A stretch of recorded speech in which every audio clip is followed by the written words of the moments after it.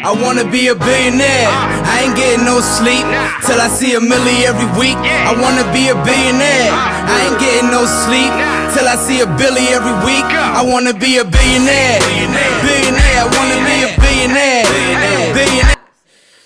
Ladies and gentlemen, how you doing? Welcome to another episode of Sleep is for Billionaires, the podcast. I am your host, Johnny Vegas. Now today, I got a special guest on my show. This man is a good friend of mine. He's been doing this thing for a very long time. He's a TV writer. He's a stand-up comedian. And he owns his own production company, Jump Funny Productions. Ladies and gentlemen, Charles Allen. Hey, man. All brakes, no gas. I'm in the house with Johnny Cash, man. You know how we do it, a.k.a. Johnny Vegas, Johnny Hollywood, however you want to say it. How do you want it, like Pac said? We out here putting it down, man. Jump Funny Productions in the building. It's been a long time coming, man. I'm just happy to be part of this production. Hey, thank you for being here, man. You know, like you said, it's been a while, but we finally made it happen. I know schedules kind of conflict. You got a lot going on, but we finally made it happen. He basically had other celebrities that were more known than me, and I was like hitting him up like, hey, man, when can I come to the show? And then he hit me with that, don't call me, I'll call you. My people call your people. And I was like, all right, cool. Hey, but then I booked the porno, and then all of a sudden my life changed. You know what I'm saying? My people called, obviously, and we making it happen. Nah, this is my bro right here. All day, it's supposed man. to been to happen, but it happened now. when it was supposed to happen, man. On God's time. Glad to see you doing good, man. I'm trying likewise, man. Thank you, man. I see your grind. Thank you, my brother. I can't lie, man. Like, you know, for knowing you from the beginning to now, and you actually like accepted me and working with me, and even with the script situation, I sent you a script. Took you a while to read it, but I know you had a lot going on, but you still took the time out to do it, and that meant a lot to me, and actually helped me a lot. And you know, thank you. You're welcome, know what I'm saying, man? You brought me on set, and I networked my way around that and got more opportunities from that. So thank you a lot, man. That's a blessing to hear that, man. And I see your hustle, I see your grind, and when I been around as long as I have, when I see people that truly want to go after it and show the heart that you have, I just want to see you win. Because I've seen a lot of people come and go. You see people go about it the wrong way. You see people go about it trying to take shortcuts. And I see you got that true grit, down to the earth hustle, man. And that's the ultimate respect for me, you know, because that's what I do. Exactly, and it's definitely paying off, my brother. We're gonna get into that, man. But I wanna kind of go through a journey of your life, because you know you have so much accomplishments, but I want to know from where it started and what's motivating you to keep on going all this time. So where are you originally from? I'm originally from East Texas, from Crockett, Texas. Okay. Oh, why you? Say, nobody can hear the word Crockett, Texas and not laugh. You know, it just sound country, right? Crockett, Texas. No, but that's my people, man. Shout out to Lewis Circle Project, population 13, but we got some people moving in. Once they get that border situation straightened out, we're going to be good. You know what I'm saying? Oh, my God. That's hilarious. So were you doing comedy out there, or did you have other dreams prior to that? This is the funny thing, man. I never even thought I could do comedy. Comedy was never even on my windshield, dude, of life. I was an athlete. I started out playing basketball. I got a basketball track scholarship, and I just knew in my mind I was either going to be an Olympic high jumper or an NBA shooting guard. Right.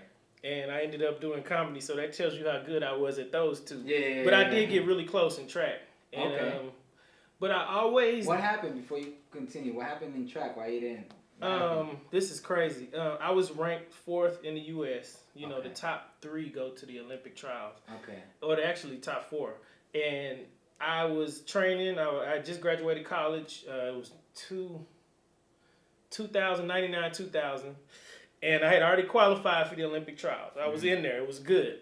And one of my friends who was in NFL at the time, he came home from the NFL. They had just finished the season or whatever. He comes home and he want to party and catch up and tell me about the NFL. He's like, hey, man, let's go hoop. Because that's what we did when we was in school. And went to go play with him and tried to dunk on somebody. Somebody undercut me, broke my ankle, and season over. Right. I went into a depression, and I wouldn't come out the house. I was locking myself in the house. How long did that depression last? At least a month. Okay. At least, I mean, it could have been longer because I was just in a bad space because I couldn't walk. I had to crawl to the bathroom. And it was really bad, like, as far as, like, because that was all I knew was sports. And I lost it all in one freak accident. Yeah, so it's like all my life work was just done. And one of my friends, the guy who moved me out here to LA, he's like, dude, you can stay with my family. Like, y'all, we can help you get started. We just really want to see you do comedy. Because I used to do these tapes, these cassette tapes at the time where I would tell stories, and they ended up going 90s version of viral. They went everywhere. They went crazy. But I still didn't think I was a comedian. I just what kind of tapes? Just telling stories as different people from different voices. Like, I would be one person, and it'd be a whole cast of people. It was like a movie on the tape. Oh wow! And I was every character. Wow. But they blew up. Like, people thought they were so funny, they blew up, and everybody was like, "Send me a tape," and I couldn't even keep up with it. Right. And this is all in Texas still. This is in Kansas. Okay. So I got the scholarship, took me to Kansas. Okay. So I said all that to say the guy who helped me get started in comedy, who invited me out to LA, he would not let me be depressed. He would not let me fall off. The same way I say I see your hustle and I appreciate your hustle, I will help you or do whatever I can so you don't fall off the edge. Yeah. And he kind of had that attitude towards me, like, look, yo, man, I know you feeling the way you feeling, but it's gonna be all right. You got more things coming for you in life. Track is just what it was. And he pulled me out of that, man. Every day he come into my house, 8 o'clock in the morning. You gotta get up, man. Start your day. Live your life, man. Get it together. Because I was like ready for whatever. Yeah. And during that time, during that depression, I guess I was depressed, is when I was the funniest. I would make these tapes, and it was like the ones that blew up the most because I just had all this pent up, I don't know. Energy. Yeah, and it just turned into, so he took one of the tapes, just so this story don't be an hour long. He took one of the tapes.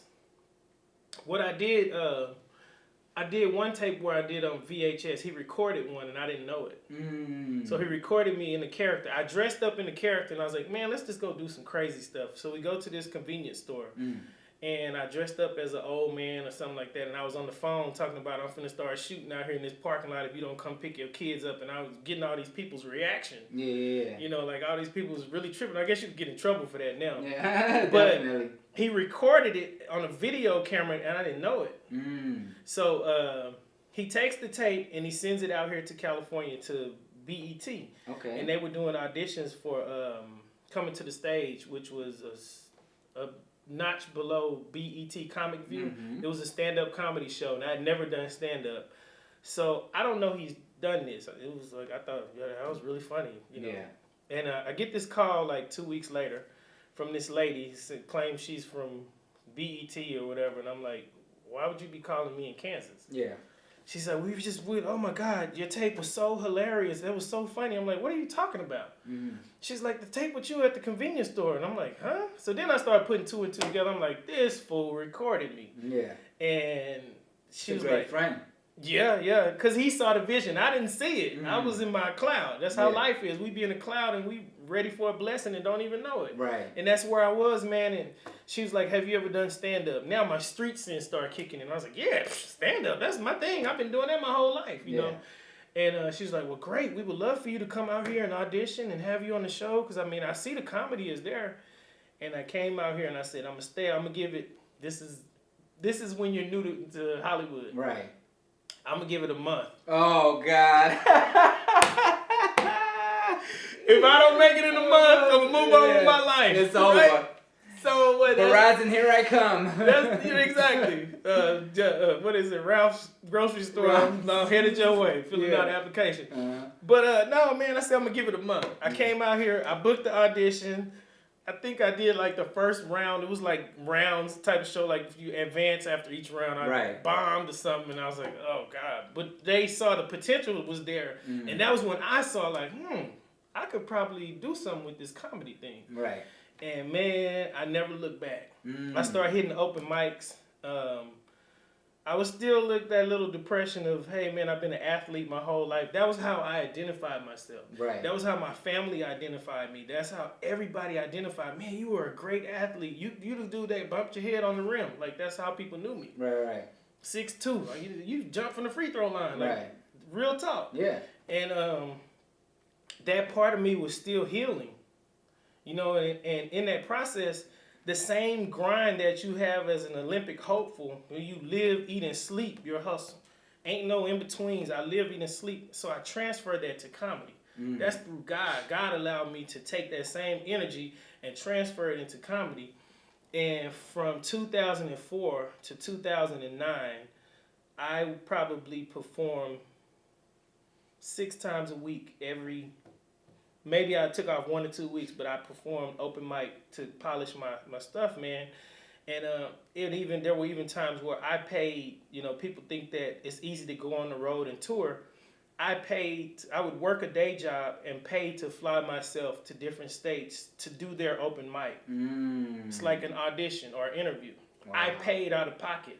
I didn't get paid to do 3 minutes in front, and you do this 3, 4, 5, 6 times over the course of the year, build that relationship with each state, each club, and then they book me. Right.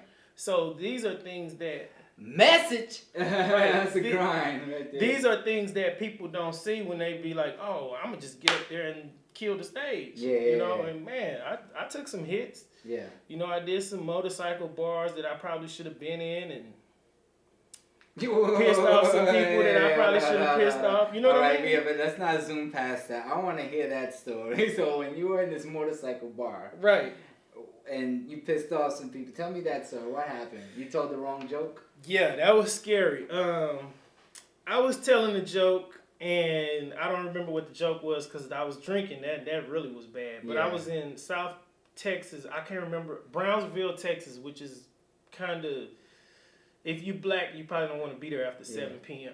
Yeah. So it's not too brown over there. Ain't nothing brown in Brownsville. Yeah, but so I said something on stage. I was coming from California, and I might have said something like maybe the good thing about California versus Texas is they don't mistake black people for wildlife and get away with it when they hunting. They're hunters. I said hunters don't mistake black people for wildlife and get away with it. And there was a motorcycle gang in there. And when I said that, he was like, well, that's kind of racist. And me being a comedian, I said, I'm not racist. I said, some of my best friends are black. Yeah.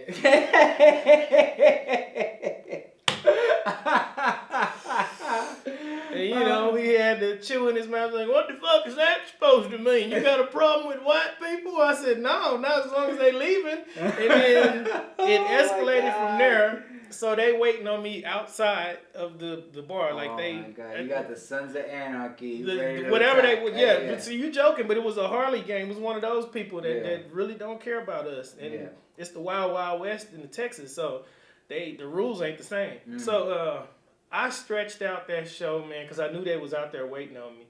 The owner comes to me, he's shaking, he a little scary, man. He's like, hey man, here's your money, man. You might want to see if there's somebody that can come down here and pick you up because my wife needs me at home. He didn't want no parts of it. So I look around and ain't nobody there but me and the bartender, and he too old to hear what's going on, so he don't know that he in danger too. So I'm like, at what point are they going to come shoot this place up or whatever they going to do, drag me outside right. tar and feather me? I don't know. But I guess they waited, and what ended up happening was the bartender, his son heard about what happened, so he rushed up there and he took me out of a side door. And I guess they saw us as we were driving off, and they just let us go. Oh wow! But they was waiting outside for me. Wow. That was probably the scariest. Hey, well, that sounds like good comedy to me. You got a reaction. I did. Yeah. That's cool, man. So it sounds like, I respect that so much. That grind of working the 9 to 5 to pay your flight to go do open mic. You basically started your own tour. Yeah. You know what I'm saying? By doing that. And it's like, that is available to everyone. But anybody can do it. Yeah, but there's so many struggling artists that don't really take advantage of that grind because it seems, I guess putting more forth the effort to do that, they just don't do. And they decide to stay struggling. But they have the power already. All they got to do is decide. And that's awesome, man. I tip my hat off to you because I didn't even do that. I was kind of more focused on my local area in Florida when I was doing my thing out there. But now that's what's up, man. So how did writing get into coming to play? The TV writing. Well, not even the TV, just writing in general before you got to TV. I've always written, as a comedian, we write jokes. Some of them say they don't, but we write. Yeah. And the TV and the movie writing, I'll be faking it. I wouldn't be true to the game if I didn't speak up and say, well, first of all, I used to do. I had a sketch group in 2005. I think it was called The Color Funny. Okay. This is when MySpace was big. Mm. We ended up going viral. We were like one of the first people to go viral in 2005. There was no such thing really as viral, but we had millions of hits. Our videos were like blowing up. Mm. And MySpace gave us a deal where we were on the front page of MySpace, and they said, okay, you write 10 sketches over this amount of time, we'll pay you this amount of money, and they'll be featured on the MySpace front page. Mm. That was the first. I think I probably got like $1,200 a month or something. It was horrible, Mm. but that let me know that there was money in writing, and I kept doing sketches. It kind of snowballed, and the way I broke into the industry was Omar Gooding. Okay. You know, shout out to Omar Gooding, man. Like, because I worked with him on a movie called The Candy Shop, Okay. a co-star, I guess you could say. And he and I have the same type of comedic energy, Mm-hmm. so we can feed off each other really well, just naturally. And he picked that up. And after the movie, we stayed in contact. And then he let me do some stuff on one of his albums, like a little skits. He just let me do little stuff because he believed in me. Right. And then when he got the show Family Time, when they gave him that show, he called me and brought me on board and was like, hey, man, come do your thing on set as a punch-up writer. Oh, so you didn't even know Bentley? You didn't know about Harvest? I knew Bentley, Okay. but I didn't have an end with Bentley. I mean, Bentley's always cool. He'll let you come. Bentley's just like that. He's an open type of person. He'll let you come in and work. But Omar brought me in as a punch-up writer, man, and I took that opportunity, and I said, you know what, I'm going to maximize this in that's when I really got serious, because I'm like, yo, I could really... The next thing you know, they was like, hey, why don't you help write on the episode? Cool. Now I got a writing credit on the TV episode. Right. And that turned into, why don't you write your own episode? Okay, help produce. And now Bentley's letting me shadow him to become, I don't know if I want to be... A director? Maybe, I don't know, I never say never, but it's so much work that Bentley does. There's so much that he does and that people don't see. And the man rarely sleeps. I don't know what keeps him up. I've seen him go... almost 6 weeks in a row, probably 1-2 hours of sleep, and he's on his feet all day. Every shot, a writer, I can take scenes off. He don't take no scenes off, but I get to shadow him, and I learn, and I soak up so much. So to answer, Bentley Kyle Evans. Bentley Kyle Evans, Shout out he to did Bentley. Martin, Jamie Foxx show, all this stuff. I need you on my show, Bentley. Yeah, Stop man. playing with me. Come through, BKE. but the man is so driven and so naturally talented, and he's so giving. Like, so I can't. Yeah, you showed me a lot of love. I can't say nothing about myself without giving these brothers credit, because these brothers are the ones that showed me love and took me in, and we don't always do that for each other. Unfortunately. Like, we'll get our little stuff and be like, oh, get yours. Yeah. But they didn't have to. Omar could have called anybody. It's Omar Gooding. Like, he Yeah. could have called anybody, but whatever, I guess God put it on his heart, and he hit me up, and it changed my life, man.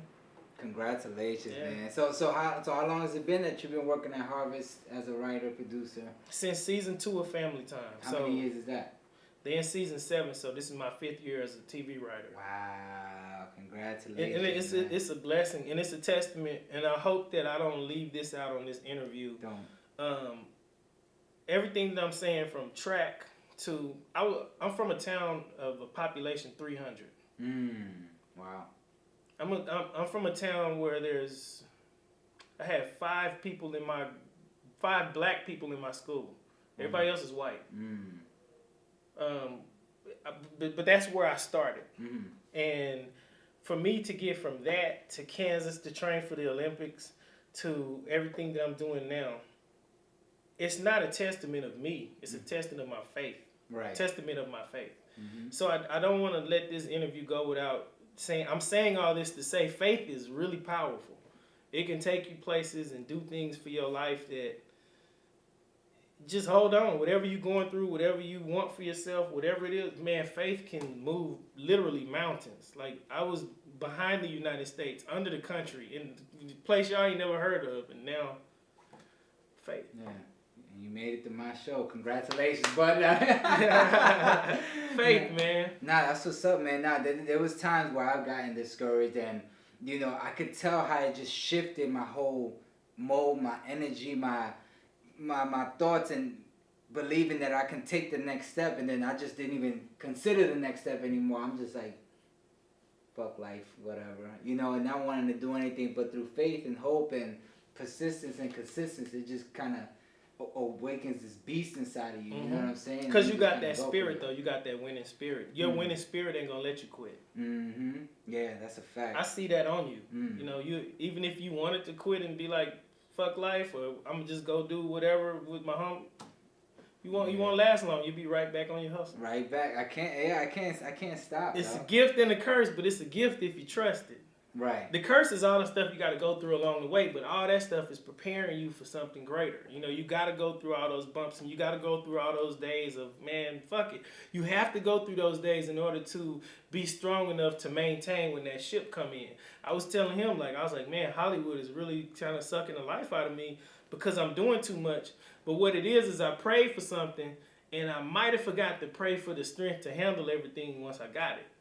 So now I'm doubling back, like, all right, let me regroup, and let's do a movie now. Let's do this. But when you pray for it, make sure you pray for the strength to maintain what you're asking for. You know, you say, I want $1 million, billion-dollar company. It takes some heart to run that. Yeah, that's a fact, man. I'll be seeing Puffy on Instagram crying, and Lord, I've been crying for 3 hours. I ain't laughing at Puffy, but that's the strain of running an empire like that. Puffy, one of the strongest people in the world, you know. Nah, it's a fact, brother. Yeah. Is it Puffy or Diddy? Diddy, Puffy, Sean I'm Combs. old school, so I remember it's Puffy. Yeah. I mean, it be like that, man. You know, you gotta be careful what Shout you out wish to for. Diddy too. You gotta be careful what you wish and for. if you do, if you know what you're wishing for, you know, it's like, hey, give me a star on the Walk of Fame. Know everything that goes into that. Know everything that it takes to get to that level and what you got to go through. Because you're going to lose some friends. You're going to lose some nights out. You're going to have a lot of lonely nights, sleepless nights. Nights of, why am I doing this? You know. Yeah, might lose some money. You're going to definitely lose some money. Hey, it be like that, man. But that's what's up, man. I'm glad to hear that. So where does Charles Allen see his career and his personal life in the next 5 years? What's the plan? Personal life, I will be married. Okay. I haven't been married yet, and one of the reasons why I haven't been married is because I wanted to do it right the first time. You know, I have kids, so obviously I do everything right. Right. But married, my business, my production, my company will be working for itself. Whereas right now I'm doing all the footwork. But my production company will be working for itself as far as people will be familiar with the name and what we do to where we're booked out for the year. You know, or for the next couple of years, we're booked out. There's a waiting list to, you know what I mean? Like now I'm looking for work. I guess you could say that. I'm not like clawing and scratching the way I should maybe, but now work is not hitting me upside the head. In 5 years or sooner, it'll be at the point with Jump Funny where work will be looking for me. Exactly. There you go. And I feel it happening, and I feel it transitioning, and I'm like, whoa, I got to toughen my skin up because now, you know me, I got a big heart. I put my heart out there for everything, and it's like, you can't do that in this business. Yeah. So now I'll have, and the reason why it's not happening now is because I haven't toughened my skin up. The skill is there, the talent is there, the grind is there, the know-how, everything is there. Now I just got to take my personal energy out of it so that I don't get, it's like a doctor that cry every time he loses a patient. Right. He gonna retire in 2 years if you go that long. Yeah. And I'm kind of like that doctor. I make a connection to every patient, to everything I do. I get really extra personal. And you can't be personal in entertainment. You can like me and you have a personal connection, but I mean as far as when there's money on the table or deals or people that want to take your job, people that want to do what you do, you have to be mindful and you have to have that discernment to say, look, I need to go this direction instead of that direction, because if I keep going this way, they're gonna pull me so far into what they want from me that I won't see the big picture of what I should be focusing on with my company. Right. But he my friend, so I'm gonna go over here and do this and do this and do this, and then the next thing you know, I haven't done anything for Jump Funny in a year. Right. I got to get that out of my system and quit being nice and personal to the point to where I'm a businessman, but I'm still a friend when I need to be. Exactly. No, I totally agree, man. Just kind of, like I said, to manage that time. Yeah. You know what I'm saying? Don't give anybody else too much time. You know, give yourself the most time. You know what I'm saying? Because that's what's gonna benefit in the long haul. That's what's gonna build that solid foundation to keep you afloat. You know what I'm saying? So, I mean, it sounds like you got the mind frame to keep it going. So just execute. Yeah. You know what I'm saying? You got buckle, this, man. Buckle down, man. That's the main thing. So how'd you decide to do your own stand-up show? Because now I like the fact that you as a stand-up comedian, you're not just solely keeping the shine for yourself. You're giving other up-and-coming stand-up to comedians to come shine also in your show. So tell me how that idea came about. Well, when I pray whenever when I work out. I run and I pray. And things will come to me like I asked for my show to be taken to another level where I'm no longer just I'm in between a household name and somebody that's doing well. I asked to bring me up to that level. And the message that that spoke to me was, there's going to be people that you need to help in order to hold that position. This position, once you get to this level, it's no longer about you.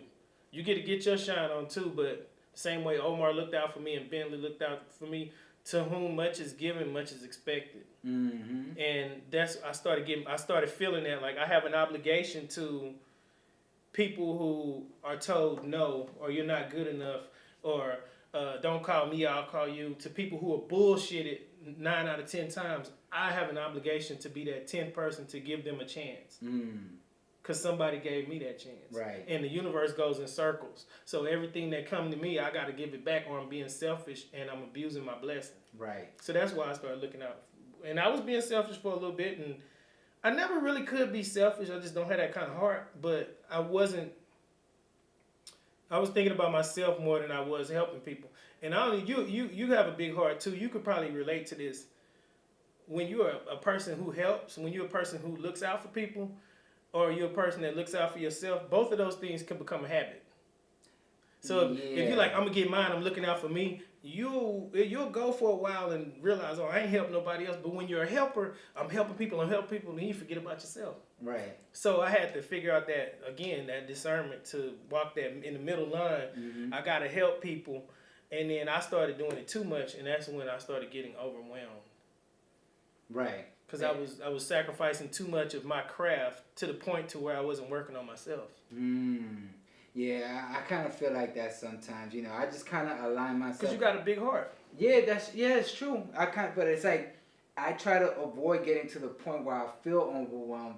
And I guess it's not a sense of selfishness. It's more like, I guess it does sound kind of selfish when I think about it. It's about to come out of my mouth. I'm like, I align myself He's having an epiphany itself. No, because it's like I align myself with people that not only I know that I can help, but I know that can help me. You know what I'm saying? So it makes sense. You understand? So if I help you, I know it's gonna help me. I don't do it so you can help me, but I know being the type of person you are, It'll be reciprocated. Exactly, and that's just kind of how I move through life. So even if I do a lot for this person, I know the blessing will come back, you know what I'm saying, without me even asking for it, you know what I'm saying, or the intent to get it back, you know. So I guess I just kind of position myself in a way that it could be most convenient for me. And that's the best way to be, because again, it's a business, it's show business, it's give and take, man. And it's like I went through the process of just giving everything, and then again, like you, I wasn't expecting anything back. And I think it's okay to give like that, as long as you don't forget to include yourself. And I forgot myself to the point where I was like.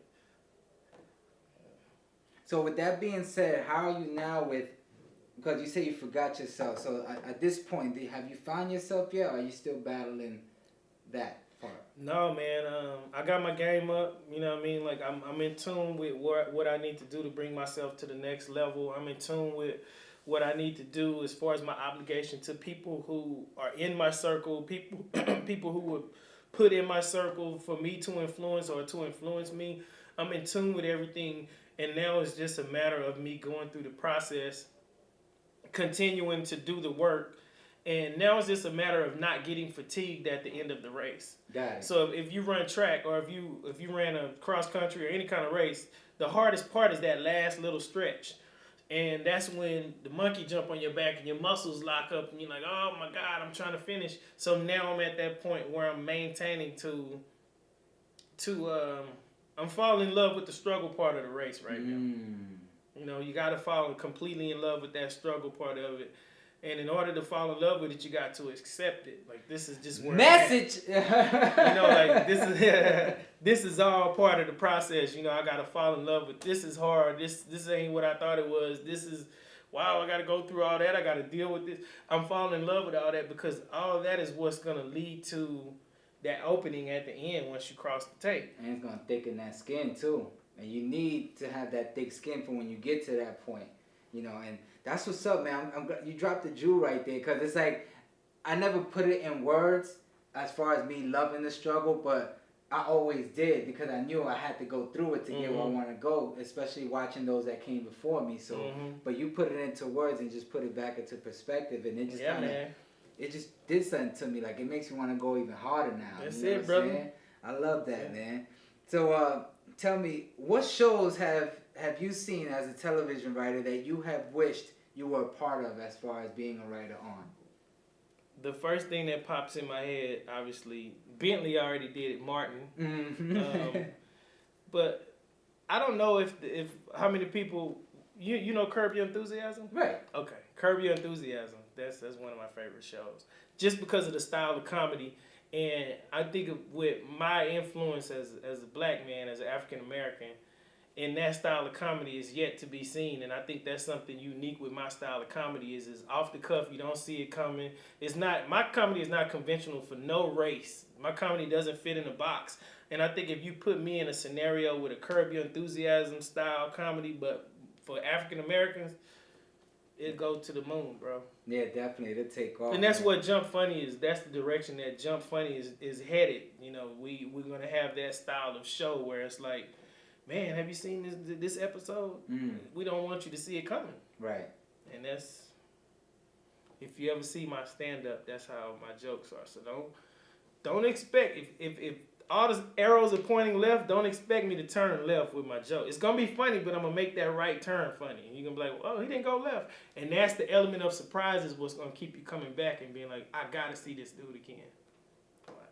So do you have content ready for release through Jump Funny, or are you currently working I have on content with you that's ready to release. Like, I don't know if you didn't bring it up. We have a web series together. It ain't over. We have a web series together, man. Give me a chance. I wanted to bring that up though. Like, we did Crazy in Love, man. It's a web series. It's already edited.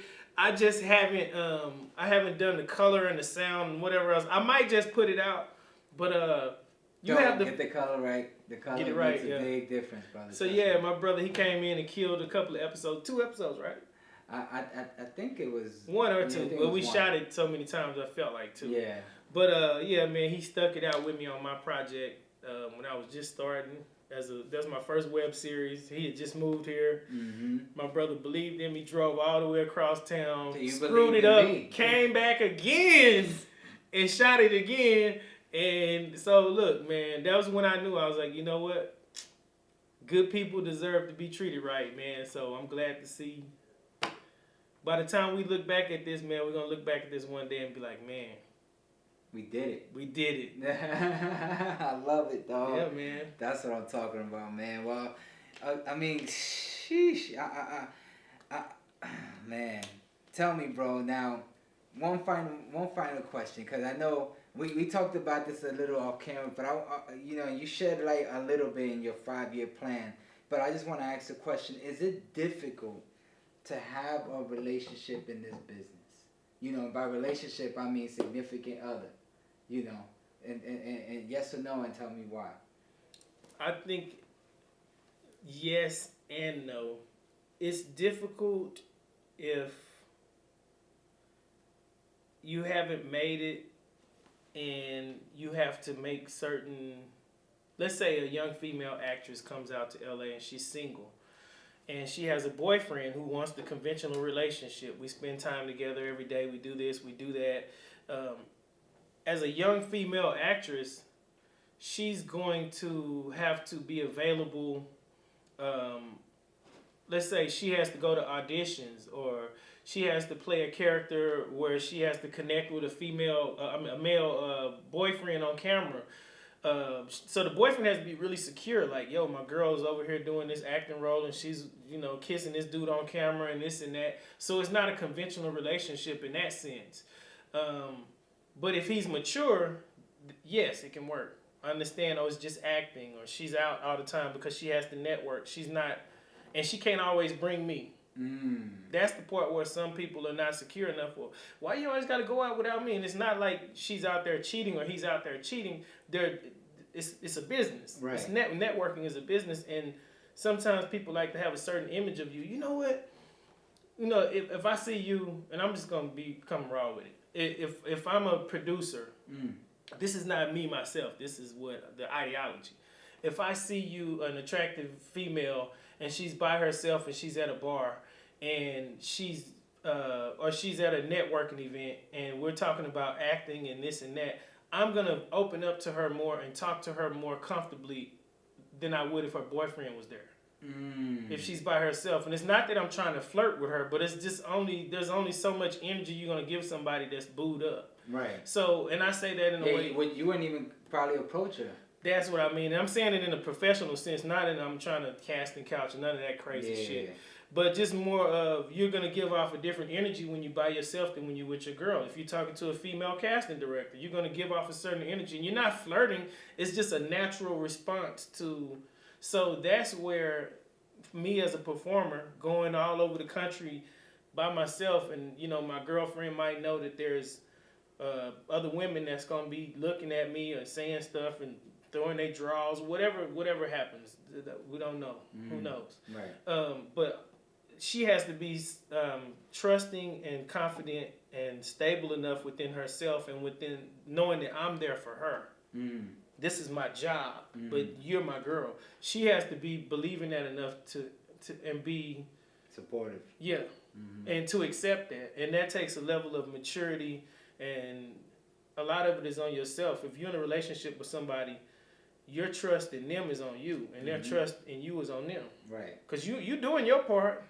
If you can't trust that I'm out here doing the right thing, trying to get this money for us, then you're probably not the person for me, or you just haven't got to that level of maturity yet.